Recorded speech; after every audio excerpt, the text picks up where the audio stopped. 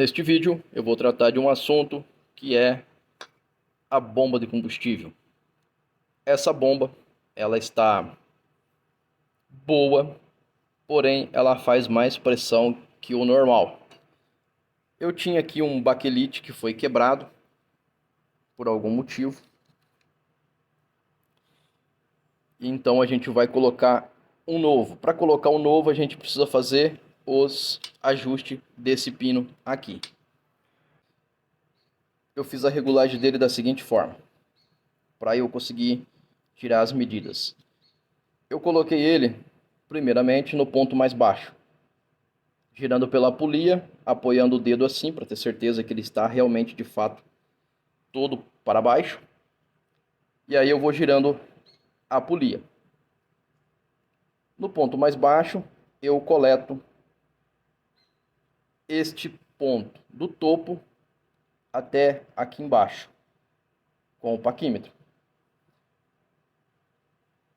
E depois eu vou subindo, girando pela polia até o ponto mais alto.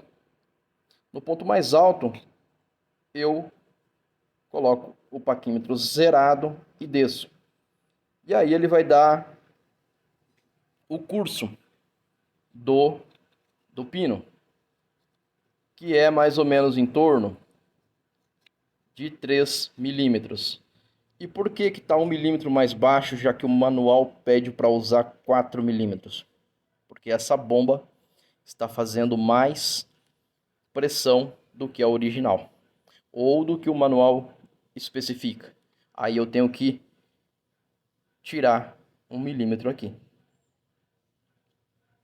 Ah, mas não vai dar falta no carburador? Não, não vai dar falta. A gente já fez isso aí várias vezes para poder conter aquela situação que fica vazando no carburador. Tem carburador que você desliga e ele começa a gotejar. Bom, às vezes tem problemas de boia, às vezes tem problemas de agulha, ou às vezes tem os dois problemas. E aí é só trocar. Não precisa trocar o carburador. Apenas fazer esse ajuste vai resolver o problema. Só que muitas vezes você tem aqui uma bomba fazendo muita pressão. Aí não vai aguentar lá no carburador e vai vazar. Por isso que neste caso aqui a gente vai usar 3 milímetros de curso.